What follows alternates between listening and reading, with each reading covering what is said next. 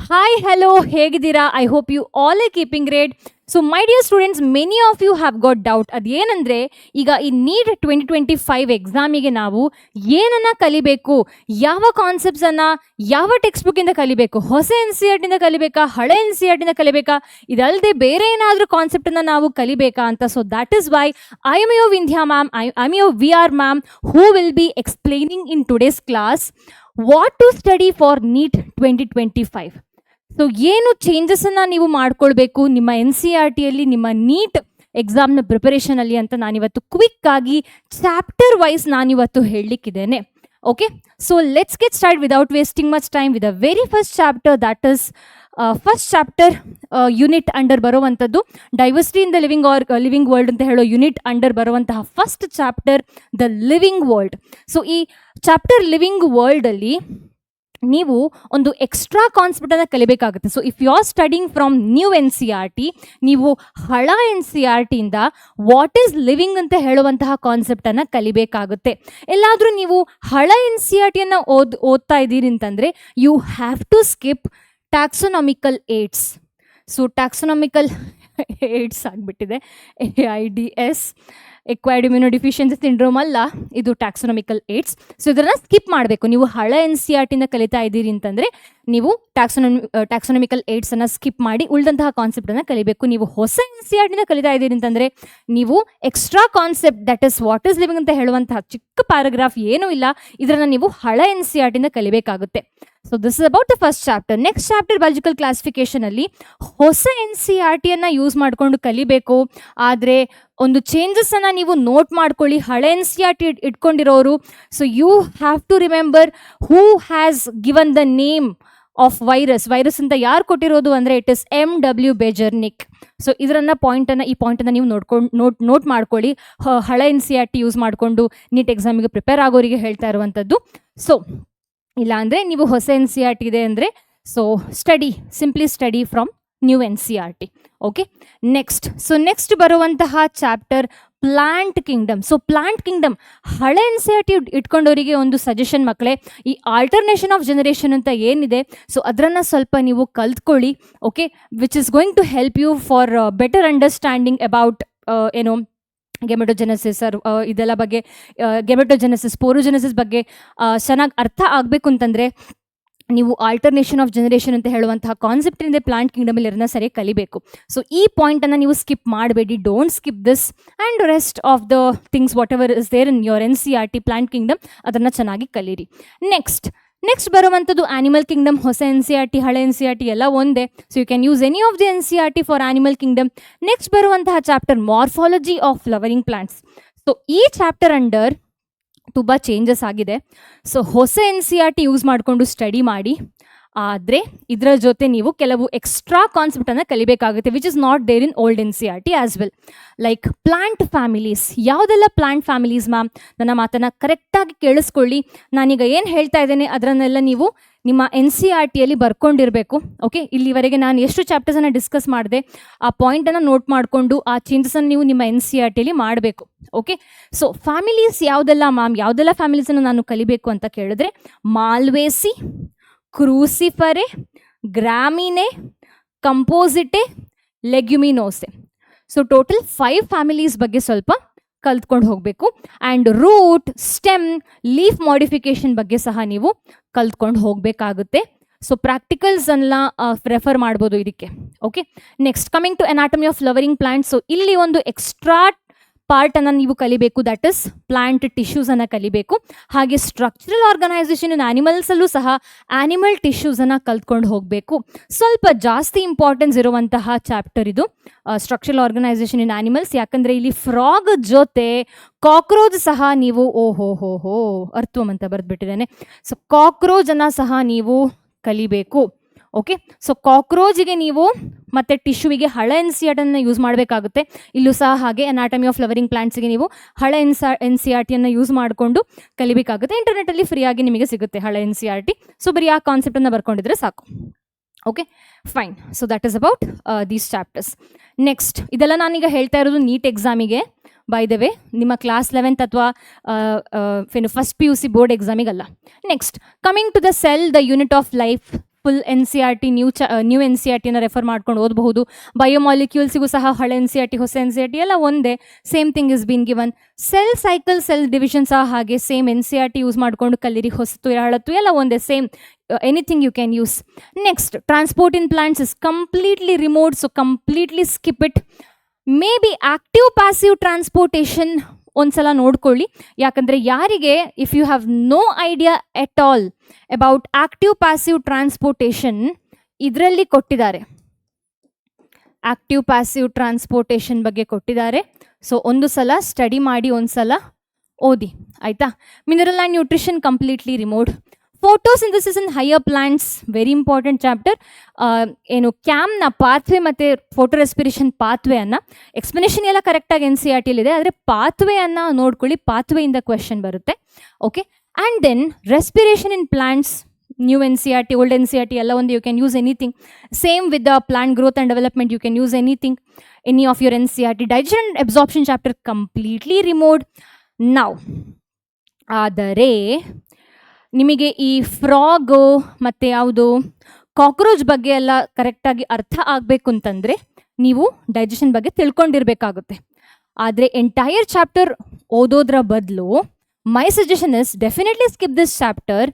ಆದರೆ before studying structural organisation in animals, specifically before studying frog and cockroach, revise your class 10th life processes chapter. So ನಾನಿಲ್ಲಿ ಇಲ್ಲೇ ಬರಿತೇನೆ, instead of studying digestion and absorption chapter, study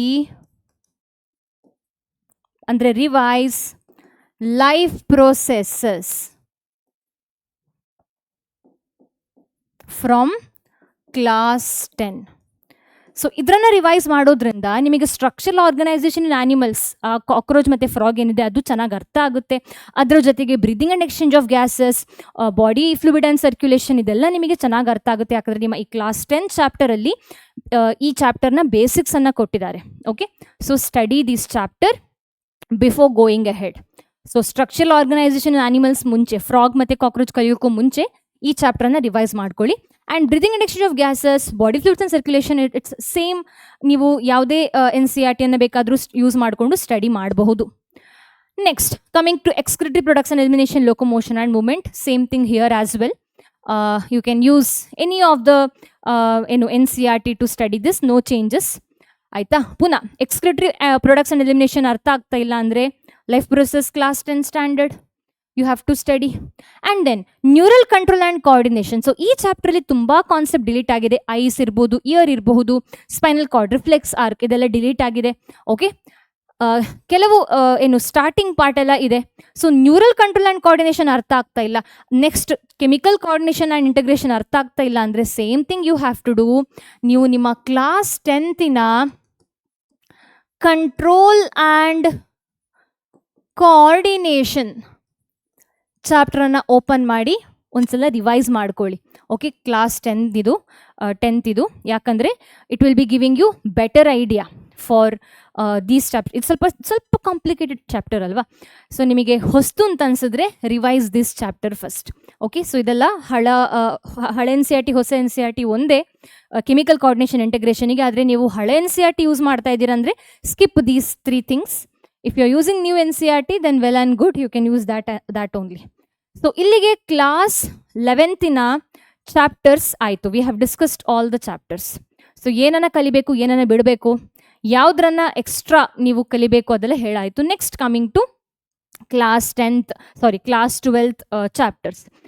so ನಾನು ಕೆಲವು ವಿಚಾರ add ಮಾಡಿಲ್ಲ. For example locomotion and movement ಏನಿದೆ ಅದನ್ನು ಪ್ರಾಕ್ಟಿಕಲ್ಸಲ್ಲೂ ಸಹ ಪ್ರಾಕ್ಟಿಕಲ್ ಪಾರ್ಟನ್ನು ಸಹ ನೋಡಿ, ಯಾಕಂದರೆ ನೀಟಲ್ಲಿ NTA ಸಿಲೆಬಸ್ಸಲ್ಲಿ ಅವರು ಮೆನ್ಷನ್ ಮಾಡಿದ್ದಾರೆ ಏನು ಲೊಕೊಮೋಷನ್ ಆ್ಯಂಡ್ ಮೂವ್ಮೆಂಟ್ ಪ್ರಾಕ್ಟಿಕಲ್ಸ್ ಅನ್ನು ಓದಬೇಕು. Practical of locomotion and movement ಅಂತ ಹಾಕಿದ್ದಾರೆ. So I will be writing that for you over here.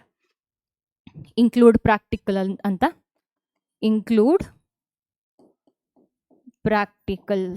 ಪ್ರಾಕ್ಟಿಕಲಲ್ಲೇನು cover ಮಾಡಿದ್ದಾರೆ locomotion and movement almost same, ಆದರೂ ಸಹ ಒಂದ್ಸಲ ನೋಡ್ಕೊಳ್ಳಿ.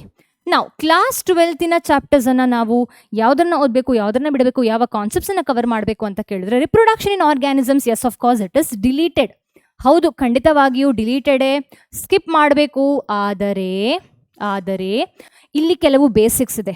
ಈಸ್ಟ್ರಸ್ ಸೈಕಲ್ ಬಗ್ಗೆ ಹೇಳಿದ್ದಾರೆ, ಸೆಕ್ಷುವಲ್ ರಿಪ್ರೊಡಕ್ಷನ್ ಬಗ್ಗೆ ಹೇಳಿದ್ದಾರೆ. ಸೊ ಇದನ್ನು ನೀವು ಒಂದ್ಸಲ ನೋಡ್ಕೊಳ್ಳೋದು ತುಂಬಾ important for understanding other chapters. ಹಾಗೆ ಕಾರಾ ಮತ್ತು ಮಾರ್ಕ್ಯಾನ್ಶಿಯಾದ ಡಯಾಗ್ರಾಮನ್ನು ಸ್ಟಡಿ ಮಾಡ್ಕೊಂಡು ಹೋಗಿ, ಯಾಕಂದರೆ ಪ್ಲಾಂಟ್ ಕಿಂಗ್ಡಮ್ ಅಲ್ಲೂ ಇದೆಲ್ಲ ಬರುತ್ತೆ ಅಲ್ವಾ. So study structure of chara marchantia for the safety, sexual reproduction ಬಗ್ಗೆ ಸ್ವಲ್ಪ ಡೀಟೇಲ್ಸ್ ಏನಿದೆ ಅದನ್ನ ಸ್ವಲ್ಪ ನೋಡ್ಕೊಳ್ಳಿ ಅಲ್ವಾ. ಮತ್ತೆ it is better to study for understanding of other chapters. Next, sexual reproduction in flowering plants, full NCERT, new or old, it is same. Human reproduction, new, old, same. So any of it you can use. Same with reproductive health, principle of inheritance and variation, new or old NCERT, it is one and the same. Molecular basis of inheritance, also same. NCERT, any of NCERT you can use. ಯಾವುದೇ NCERT use ಮಾಡ್ಬೋದು, old ಅಥವಾ new. ಎವಲ್ಯೂಷನಲ್ಲಿ NCERTನ ಓದ್ಕೊಳ್ಬೇಕು. ಆದರೆ ಹಳೆ NCERT, ಹೊಸ NCERT ಎರಡರಲ್ಲೂ ಇರದೇ ಇರುವಂತಹ ಒಂದು ಕಾನ್ಸೆಪ್ಟನ್ನು NTA ಅವರು ಅವರ ಸಿಲೆಬಸಲ್ಲಿ ಕೊಟ್ಟಿದ್ದಾರೆ. That is modern synthetic theory of evolution ಅಂತ. ಸೊ ಇದರ ಅಂಡರ್ ನಿಯೋ ಡಾರ್ವಿನಿಸಮ್ ಎಲ್ಲ ಬರುತ್ತೆ. ಅಂದರೆ ಈಗ modern synthetic theory of evolution ಅಂದರೆ how can we define evolution, ಅಂದರೆ ಎಲ್ಲರ ಥಿಯರಿಯನ್ನು ಯೂಸ್ ಮಾಡಿಕೊಂಡು ಕೊಟ್ಟಿರುವಂತಹ theory modern synthetic theory of evolution. So ಇದರ ಬಗ್ಗೆ ಸ್ವಲ್ಪ ನೋಡಿಕೊಂಡು ಹೋಗಿ what and all it includes ಅಂತ. ನಾವು ಹ್ಯೂಮನ್ ಹೆಲ್ತ್ ಆ್ಯಂಡ್ ಡಿಸೀಸಲ್ಲಿ ಓಲ್ಡ್ NCERT, ಹೊಸತು ಹಳತ್ತು ಎಲ್ಲ ಸೇಮ್. ಆದರೆ ಎಕ್ಸ್ಟ್ರಾ 2 ಡಿಸೀಸ್ ಬಗ್ಗೆ ನೋಡ್ಕೊಳ್ಳಿ. ಡೆಂಗು ಮತ್ತು ಚಿಕನ್ ಗುನ್ಯಾ ಹೇಗೆ ಸ್ಪ್ರೆಡ್ ಆಗುತ್ತೆ ಅಂತ, ಏನು ಕಾಮನ್ ಸಿಮ್ಟಮ್, ಏನು ಡಿಫರೆಂಟ್ ಆಗಿರುವಂತಹ ಸಿಮ್ಟಮ್ ಅಂತ ನೋಡ್ಕೊಂಡು ಹೋಗಿ. ನಾನು ಸಹ ವೀಡಿಯೋಸನ್ನು ಕವರ್ ಮಾಡಿದ್ದೇನೆ, ವೀಡಿಯೋಸನ್ನು ಕಂಪ್ಲೀಟ್ ಟೀಚ್ ಮಾಡಿದ್ದೇನೆ ನಾನು ಚಿಕನ್ ಗುನ್ಯಾ ಮತ್ತು ಡೆಂಗು ಬಗ್ಗೆ ನಮ್ಮದೇ ಚಾನಲಲ್ಲಿ. Strategies for enhancement in food production, ಇಲ್ಲಿ ಕೆಲವು ಇಲ್ಲಿ ಇದು ಎಂಟೈರ್ ಚಾಪ್ಟರ್ ಡಿಲೀಟ್ ಆಗಿದೆ. First of all it is deleted. ಆದರೆ ಕೆಲವು concepts like green revolution, SCP that is single cell protein, ಮತ್ತು ಟಿಶ್ಯೂ ಕಲ್ಚರ್ಸು, ಈ ಥರದ ಕಾನ್ಸೆಪ್ಟನ್ನು ಬಯೋಟೆಕ್ನಾಲಜಿಯಲ್ಲಿ ಹಾಕಿದ್ದಾರೆ. ಓಕೆ, ಬಯೋಟೆಕ್ನಾಲಜಿ ಪ್ರಿನ್ಸಿಪಲ್ಸ್ ಆ್ಯಂಡ್ ಪ್ರೊಸೆಸಲ್ಲಿ ಹಾಕಿದ್ದಾರೆ. So when you are studying biotechnology, study new NCERT, okay, not old. ಹೊಸ NCERTಯನ್ನವೇ ಯೂಸ್ ಮಾಡಿಕೊಂಡು ಬಯೋಟೆಕ್ನಾಲಜಿಯನ್ನು ಕಲೀರಿ.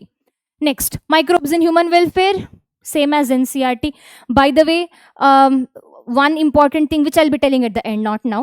Yeah.